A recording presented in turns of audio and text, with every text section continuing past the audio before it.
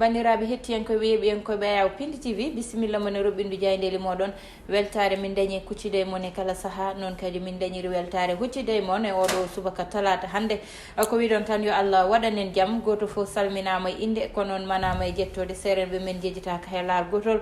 calminama juurama berta juuɗe ñaaga duwaw yupoye Sénégal e aduna foof haɗo mboro sawo holluden caggal jaam duumo e nder leydi meɗen Sénégal Mauritanie Mali aduna foof yo mboro sow holloyen caggal tan Baba Moussa ɗum ɗon noon no subaka fo bani mon debbo Aissata Ndiaye ne woni Baba Moussa Niang no subaka o woni alhamdulillah rabbil alamin ɓeyɗon Guinée Mauritanie Mali a ɓeyɗon Guinée ɓeyten Guinée Gambie fof en ɓeyten ɗeɗo leyɗel kala sous région fof salminama kalto pullo bio mbimi wimi ha wimami kalto wawi wonde dunde Baba Adama e Aissata Ndiaye en mbi so tawi ɓe pine jaam enen ga alhamdulillah mais hande suba hoy il paraît ko dabbu ndaari Aissata Ndiaye holko serndi ɓuuɓol e jangol ɓuuɓol e jangol jangol ko jangol ɓuuɓol ko ɓuuɓol jehen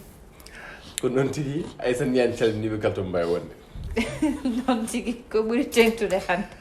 ene wayno ɓe garti e ganduɗa ko on conseil ene wayno magistrature conseil supérieur de la magistrature nguɗon batu ɓe garti hen no hannit ni hol nomaɓe hol yaaɓe hol artiraɓe kono kadi hol nawaɓe Aissata Ndiaye foof de ko joom bouro loppi bor mum hoorejo leydi Macky Sall ardima kono kay ardini ganduɗa kay ɓe weela walla mbiyen ardini ɓe ganduɗa kay haqqille makko ɓen ɓe ɓuuri jaggude ene wayno chamboulement e nder oɗon conseil supérieur de la magistrature jeyde gendire le soleil udditidam e natal makko kanko lamtoro Bourguédé Macky Coumba Thimbo son excellence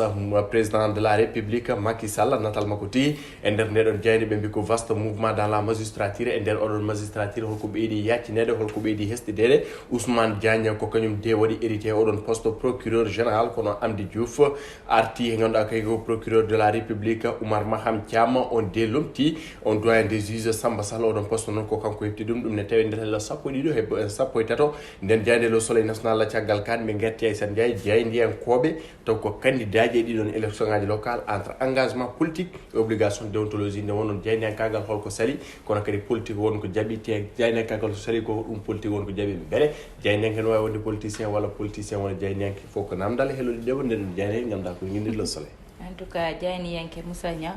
woni koye liggey muɗum politicien kam politique kam ene anda wona liggey ko wadde feere tan no tungonɗa ɗo feewa kono noon wona liggey goto fof ni foti dañde meccal muɗum te meccal mum fotani ɗum hadde liggey mum Moussa Niang caggal le soleil ko jayde quotidien le quotidien ko noon tigui nde Madiambal Diagne nde atti on conseil supérieur de la magistrature ɓe mbi ko kuuɗo balé ene way noon tigui hol ittaɓe kono kay wono wattaɓe Oumar Mahama jottima en ganduɗa ko nden jonde nde ganduɗa joɗotnoɗon ko on juge Samba Sall ene wayno ɓe gandi ɓe garti e procureur Sirine Bassirou Gueye mo ganduɗa ti Aissata Ndiaye waɗi duuɓi jeenayyi e ala o goɗon poste kono nde ittama ɗon nawtede toto présidence ha joni nde takkitaki hoore leydi Macky Sall lomtimo ko Amdi Diouf on tigui jotti e oɗon poste makko kono nde goɗɗo mo ganduɗa werliyama banggue goɗɗo ko Souleymane Teliko on président union des magistrature du Sénégal werliya ko toto Tambacounda ene wayno cour d'appel mo Kaolack kañum ne hooremo waɗama samboulé saabu Ousmane Diagne ittama toon artirama e parquet général mo Dakar kane helloto toɓo nden jeyde Madiambal Diagne jeyde Lassa wi ko Macky secoue le temple de Témis en wayno Bassirou Gueye waɗi migré toto présidence de la république toon tigui woni to nawta Amdi Diouf arti procureur de Dakar Oumar Maham Thiam nouveau doyen des juges Absatou Babou présidente cour d'appel mo Thiès ko toon tigui ganduɗa ko watta kono cour d'appel mo Tambacounda watta toon ko Souleymane Teliko ene wayno toon tigui ganduɗa ko waɗi complet walla mbiyen ngakkere won noon toon ittama no hannit ni kanen tawi nder ndeɗo jeyde Lassa caggal kan e natal on hoorejo comité Miss Sénégal wiyete ko Aminata Badiane ɓe mbide ko yogue pellene namdi beele de oɗon debbo rewne lawol walla mbiyen ande bundi holto rewnanoɓe en sukaɓe rewɓe ɓe garti no hannit ni kanen tawe e goɗon hello mabɓe neeɓo caggal kande ɓe garti oɗon Abdoulaye Diouf Sarr mo ganduɗa waɗino jonde walla mbiyen joddinomo e ɓen rewɓe tawateɓe e oɗon coalition Benno Bokk Yakar Dakar a besoin de dirigeant calme et travailleur Dakar en sohli gollotoɓe taw ko yedɓe taw kay ganduɗa ko ɓamtoɓe ɗum no hannit ni kongi Abdoulaye Diouf Sarr on jagoro coftal cellal ɓalli no hannit jayde les échos e oɗon no ganduɗa ko natal coftal honno ganduɗa kay ko jagorɗo coftal ɓalle leydi Sénégal wiyete ko Matar Ba kono ko kanko woni maire mo Fatick hen wayno arte ɗiɗon no sumgoji nokkuji payre kono kay eɗen eɓɓoji makko faade on coupe d'Afrique des nations kono kay on qualification mondial ɗiɗon barrage uji foof noon ɗeɗon toɓɓe Matar Ba jaabimo ɗum ene wayno tawi nder hello neeɓo ha jete ɓiƴƴo ndeɗon jandi les échos ko jonde junde ɓe badde makko ɓe mbi ko Matar Ba cœur ouvert ɓe gartema kono hannde ni caggal kan ɓe mbi ko joom boru loppi bormum hoorejo leydi makki Coumba Thimbo affectation sanction promotion détachement mise en disponibilité hol mbaɗaɗo sanctionné beele ko Souleymane Teliko parnaɗo Tambacounda kono Teliko arti wonde ganduɗa ko oustas o wi ko wal akhibatu lil muktahin Aissata Ndiaye o jabri ɗum gueno kono kay hay dalagiyani dalilu makko ittede mo ɗon nayimo Tambacounda ɗin ko Souleymane Teliko mo weltaki e nomede mum kono Oumar Maham Diallo en wondude tigui ganduɗa ko ɓen Amdy Diouf en foof ne beela ko joƴina ko beele ko kanko waɗa ganduɗa ko sanctionné kanko o horejo union des magistrats du Sénégal. En tout cas Tamba koye nder leydi ndi jeeya jayde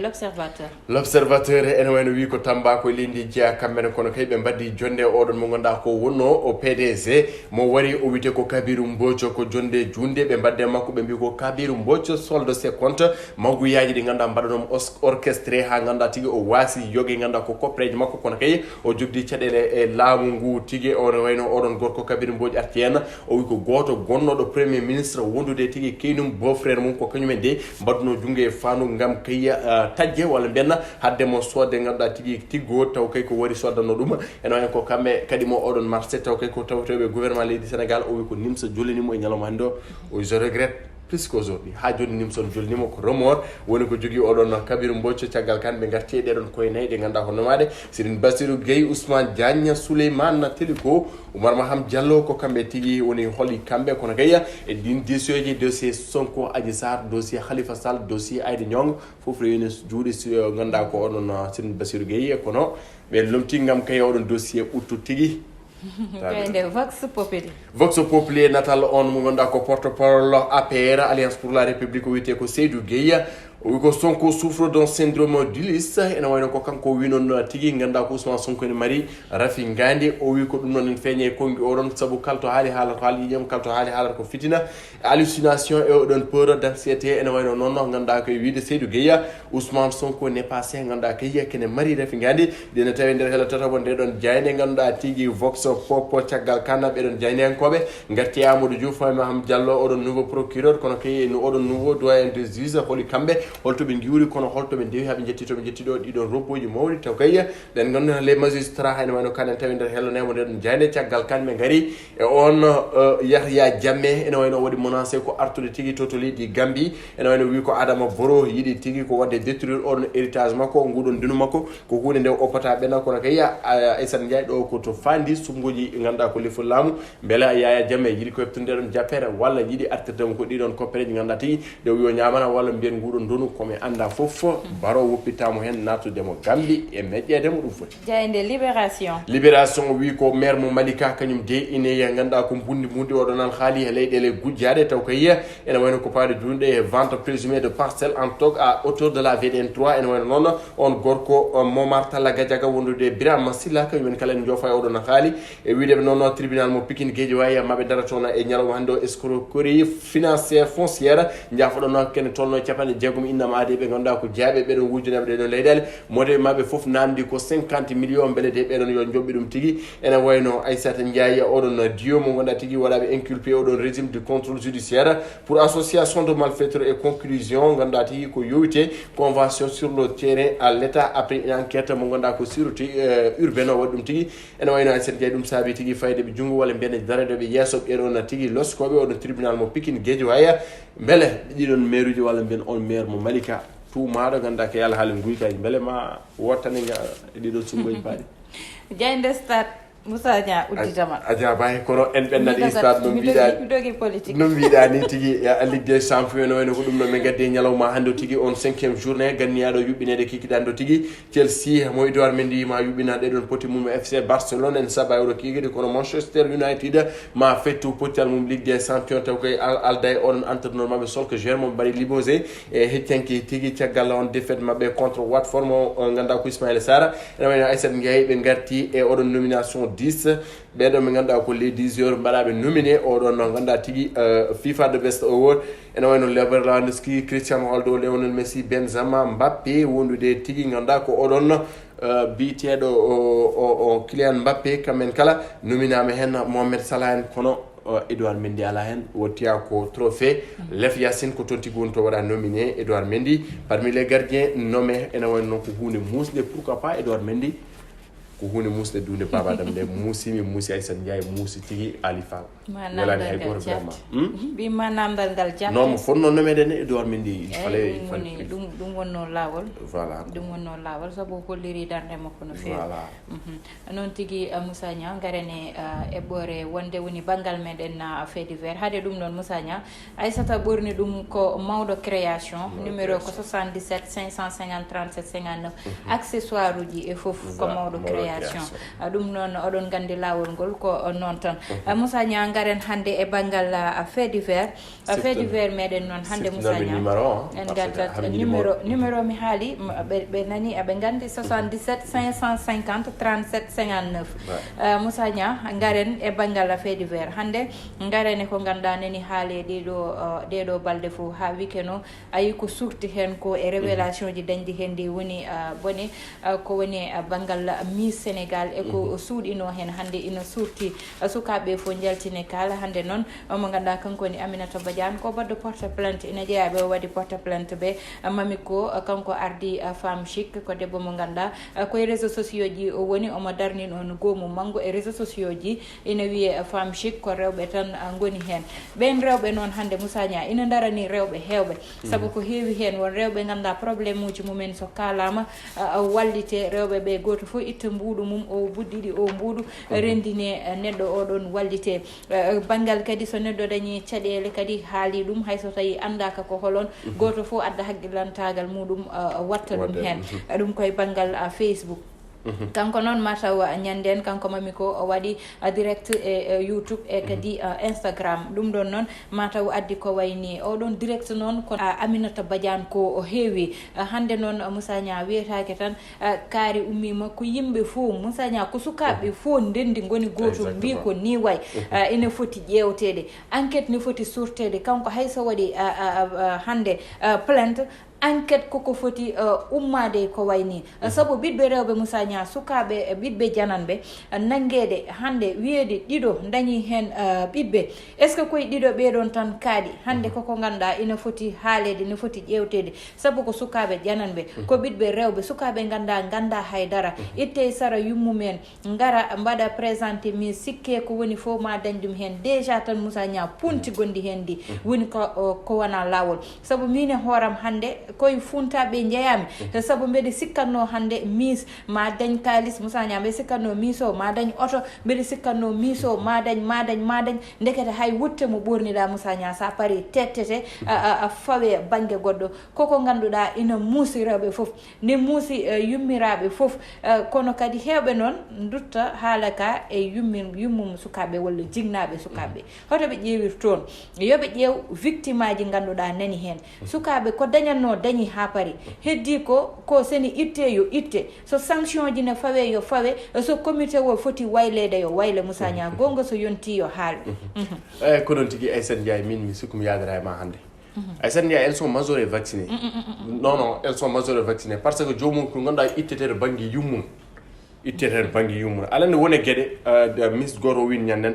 kalis pawteɗo e tabal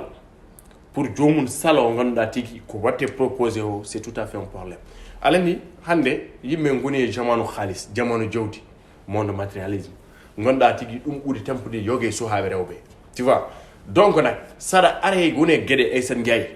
andu hoorema 100% ganda hoorema 500% ganda hoorema nano e ñaamo ganda Moussa Niang ɗon taƴe sabu ala mi woppatama jaaha sabu mbe sikki ka anda ko woni achat de conscience non achat de conscience woni fawanede kalis ha keɓa neɗɗo o ko ganda welano ka ɗum Moussa Niang ɗum ɗon jeeya koye ko ganda lawol koko sali ɗum te pourtant komi mbiɗoma so jomum andi hoore mum ndere e boowal so andi hoore mum banggue ñaamo e nano so andi hoore mum conscience alande wonde suuha hatta jogade haqqille wonde suka hatta jogade haldi o haqqille holmo gonda tiggo ko holto tiggo nyama wonmo ata non holmo gonda holmo gonda woppi galle bamum tiba woppi galle bamum gonda so hirtimo wottata kono so fawnam do milliard dignité mum o buran dum les bonnes morceaux jusqu'à présent elle existe hedron non holto jomum narara en tant que jeune fille ene foti andude hoore mum ko jigi nyalal ko jigani nyalel ko jigi cofal ko Aissata Ndiaye jigra cofel ha dum fitto haali haala ka fo ko jigi nyalal ko jigani nyalel dum tagi dum wiede nyalel e nyalal sabu ko nyalal andi ko nyalel anda dum jogi de 22 ans 23 ans jogi de 22 ans 23 ans kalto balda an wal on ko suka Musanya viol mi 23 ans ha 25 ans hande ko cukolel je suis d'accord ko jomum wade drogué wade violé là bon voilà conscience mum itama kono pawanaro kalis wiya kalis mum da sa yidi Miss 2019 wima ko kanko lorso ko ganda ko yetar ono elle était consciente so neddo habbi hunde walla liggima neddo non mbaarumi wiirede dum liggima neddo Musanya ha hebi dum ko neddo wela non bi mami ko jomum so wadama drogue ala don non foko gorum drogue ala don en tant que neddo wondani conscience mum tan ko drogue ko wayi wonde so tawi ko liggey non so tawi Musanya wonbe ganda ne kabbi ko ganduda so mbima totta dumen so mbima lelo a lelot annana d'accord dum non foko gonga mais wona ka gitu non wona ka gitu ko aduna gonden mais alandi wodbe pinan tan maynide Aissata Ndiaye holbe gonda an juminaado jibinta bidum ha hewa 18 ans to gonda loran dum no goddo o lori ni won ko ganda lodde wawa hen haydara Aissata Ndiaye ko jungode fo junguite kala ko jungode junguite won ko do deba yo Allah dandene musiba yo Allah dandene musiba hande mi yatta e Musanya sabo suka ko suka o wiye Musanya on tigi hay baba hande mi yata baba hande kay baba mi wadi dum ni kurwa taram wada kurwa koy di kongudi guddatan robindi jaynderi meden odo subaka deba wonon gasani ko tawo tan yetti don ma en jettin dum jango so Allahu lamdo jabi dum non ko rokkude on aadi tan gongol e wiide on tan yo Allah wadanen jam kono kadi yo Allah suranen sukabe men be yo won sukabe jabbe dedde e juude jignabe mumen kono kadi jignabe kanyumen yo beydo wattude hakkille sukabe hoto rewtan cukalele yidde mudum yo Allah wadanen jam ha lawol